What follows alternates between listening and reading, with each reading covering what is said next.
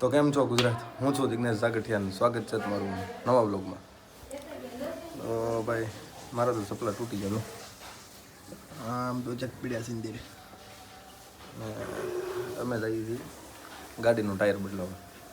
કેમ કે આવો આ ભાઈ અમારા ઘરે મહેમાન છે, સુરતથી આવ્યા કાલ પમદી.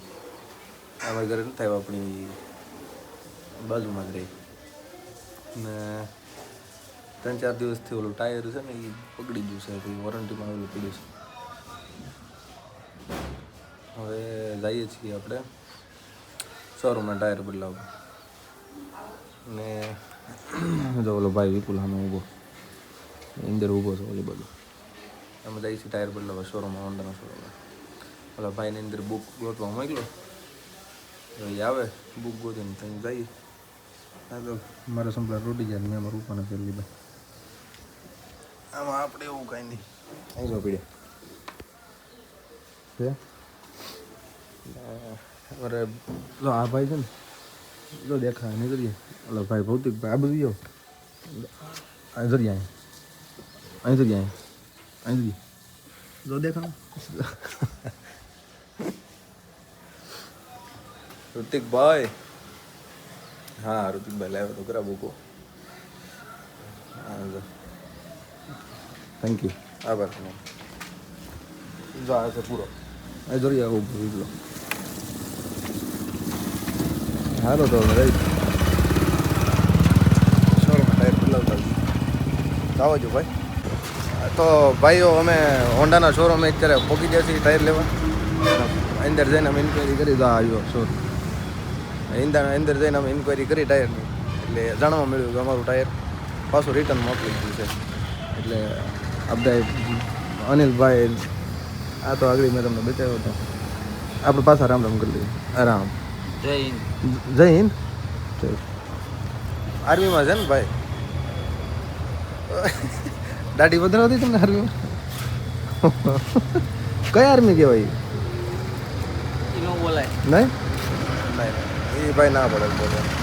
તો ભાઈ ટાયર તો આપણું એ ભાઈએ કીધું હવે રિટર્ન કરી દીધું છે, 5-7 દિવસ પછી પાછું આવશે. એટલે મેં આ ભાઈને જવાબદારી આપી દીધી, તમે લઈ જાઓ. એ જવાબદારી આ ભાઈને દીધી છે. જવાબદારી કઈ દાઢી ભાળીને કીધું હું દે એમ. હા એ ભાઈને દાઢી ભાળીને અમને વટ પડી ગયો કે હું તમને જરૂર દે એમ ટાયર. હવે તુષારભાઈને ફોન કર્યો તો કદાચ આવે ઠીક છે, નગર હવે ઘરે વ્યા જાય, ગરમી બહુ થાય ગામમાં. એને આઈને કીધું એટલે આવશે આગળ આવશે મને આમ. હા તો આપણે આવી ગયા છીએ ઘરે. મેં તમને કીધું એમ ટાયર આપણું આવશે 4-5 દિવસ પછી. એ ઓલા ભાઈ લઈ જાય તો આ બધી રેડી છે કમ્પ્લેટ. બહાર તડકો આ બધી બળવા માંડે આવું શરીર આખું. એમાં મારા મા પાસે કાંઈ શરબત બરબત મારી આટલું બનાવતા નથી.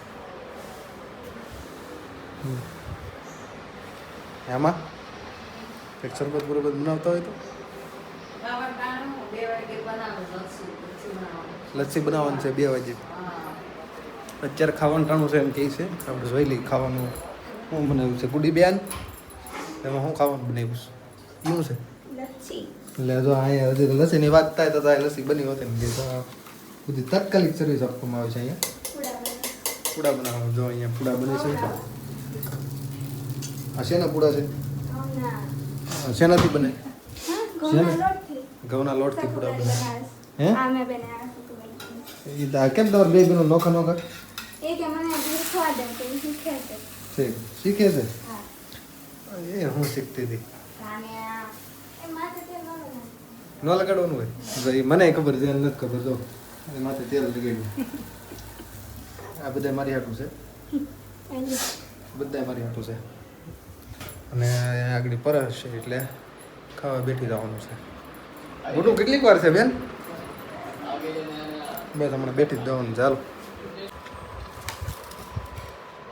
નાખવાનું છે મારા. જો આ છે અમારું ભોજન, બીજી ખાનું.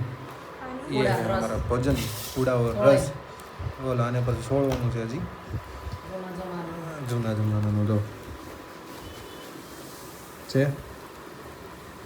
અને આવી રીતે ચોળી અને પછી ખાવાનું. આમાં ગળ ને બધું નાખવાનું છે ગળ આવું બધું નાખવાનું પેલા ચાખીએ કેવું લાગે છે કેમ કે મેં તો આની પહેલાં 1-2 વખત ખાધેલું છે પણ જોઈ હા આ તો મોડું છે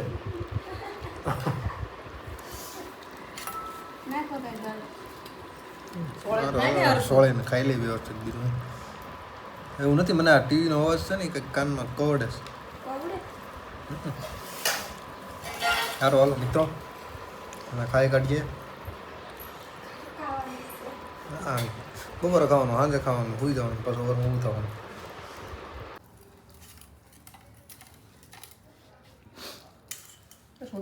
પવન નાખીને હા ધાબામાંથી હોય છે થાળે લઈને આમ લાઈટ વહી ગઈ છે જો લાઈટ આવી કેમ પણ હું ભાગશાળી માણસ હું બોલ્યો એ ભેગી લાઈટ આવી ગઈ નંદારામાં જમતા તો જો અત્યારે હું બોલ્યો એ ભેગી લાઈટ આવી એમ છે ભાઈ દઈ અમે જમવા બેસી ગયા છીએ ને